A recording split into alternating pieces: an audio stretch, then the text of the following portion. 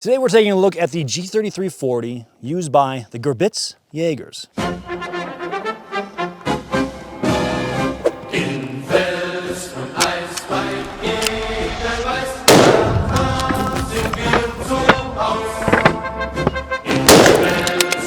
What you will notice off the rip is that this is a much smaller gun overall than a standard K98K used throughout World War II by the German military. That's because it was intended for their mountain troops. If you're gonna go climb a mountain and you're a big vertical scaler type dude, ounces lead to pounds, pounds leads to pain, and the Germans had the idea to not make their mountain troops suffer more, I would suppose. So they did some things and lightened the load on the gun. And to me, it's pretty heckin' neat. Now this will probably be a shorter video like the gun, but what makes it very interesting is how rare these things are. Now this gun isn't mine, it belongs to Nick. We're gonna bring him on in a second, but he was telling me that there were only 120,000 of these variants.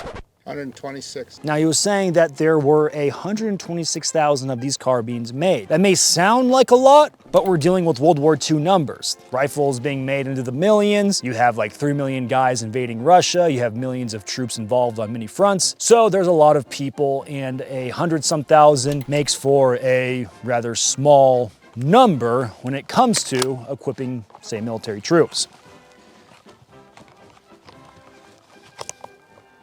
You may have a stripper clip ASMR as I talk as a snack.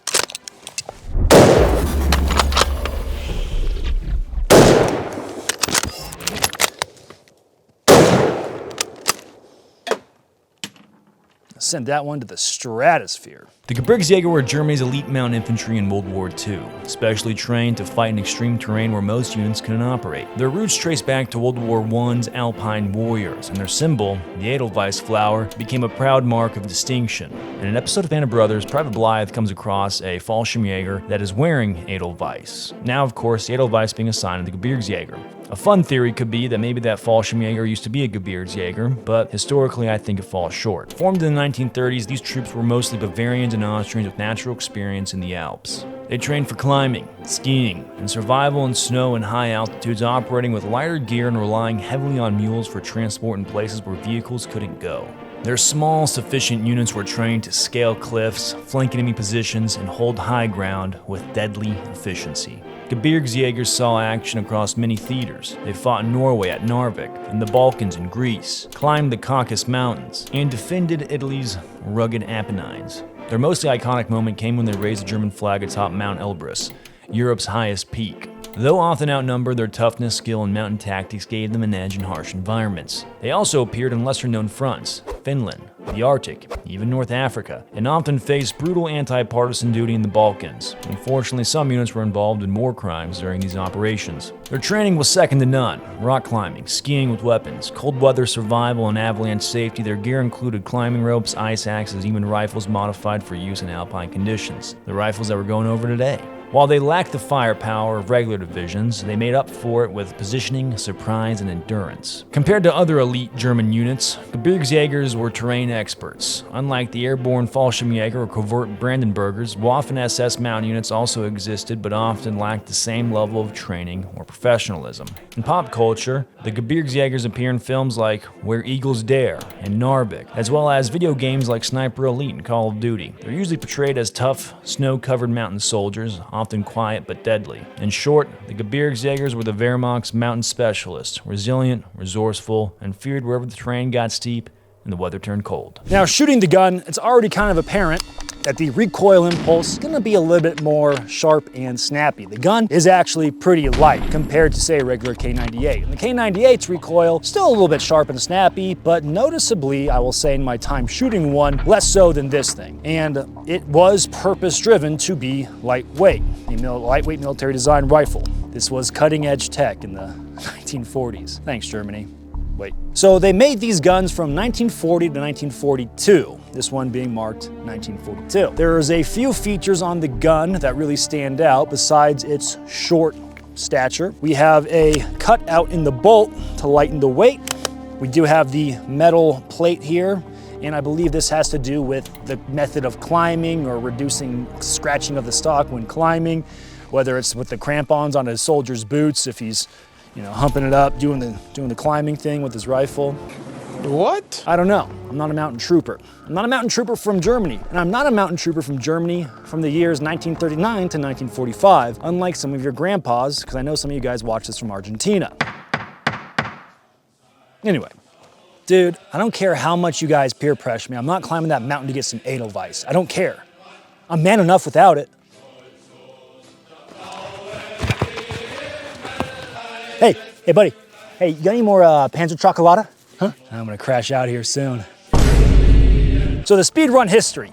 Germany annexes Czechoslovakia.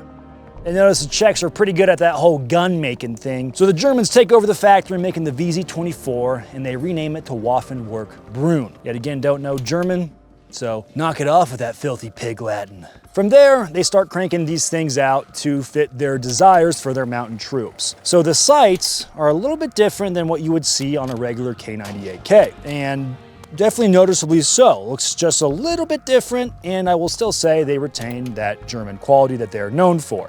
Sight picture is nice and clear and sharp, with that front sight post coming to a nice defined point, and I like that a lot. So something about me is I love these a little bit more unique firearms when countries were designing these guns and they're looking for more specified rifles for specified troops. I think that's cool. I myself got that Type 2 Arisaka that the Japanese had made for their airborne troops. I love that stuff, and this is an excellent example of something else like that. Now, I've been teasing him enough off camera, but Nick, get over here. Hey. Well, welcome back. We're doing some filming today, yes, knocking out another video, and we're going over this thing. We were talking about it. I think it's really cool. The audience may be like snooze fest, but to me, a more rare variant of a K98 is always a treat to have on, and of course, talk about and go over. How did you come across this rifle, and give me a quick lore dump? Well, it is a vet bring back G33 40 used by the Gebirgsjäger or Jaeger mountain troops. They only made 126,000 of these.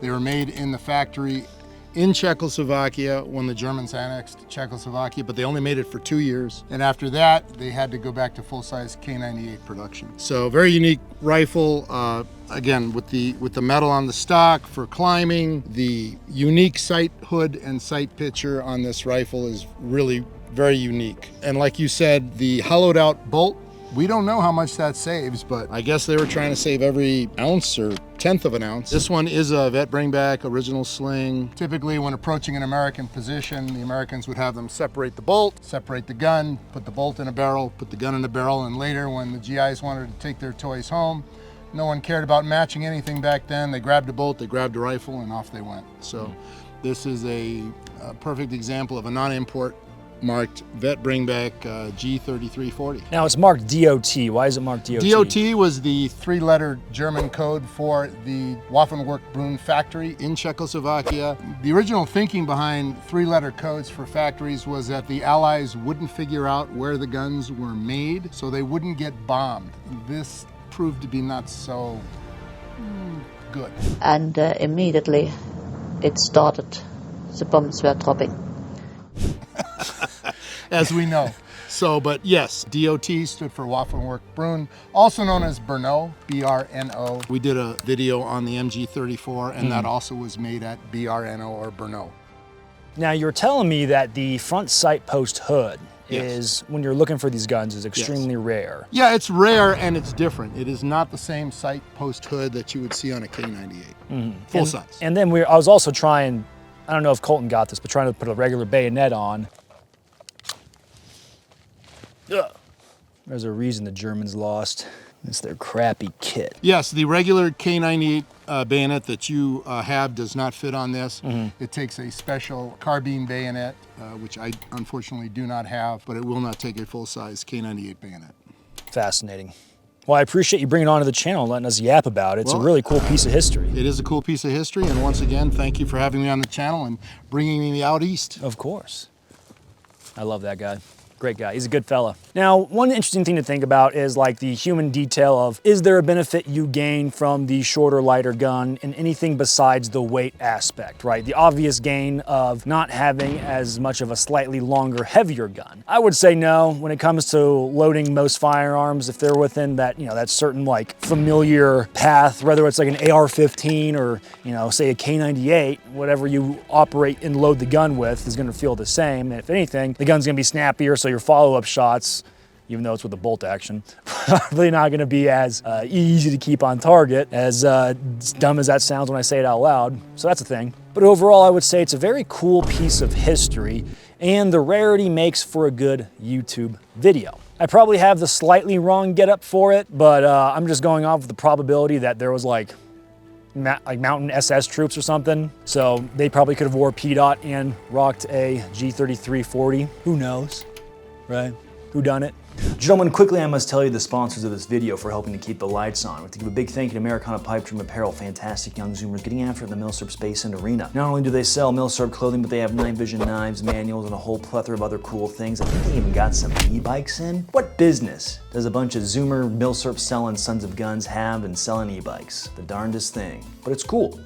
Also have to give a big thank you to Optics Planet, the optics sponsors of the channel. I believe they got some of them new EOTech scopes in stock. Wicked cool, wicked fun, wholesome.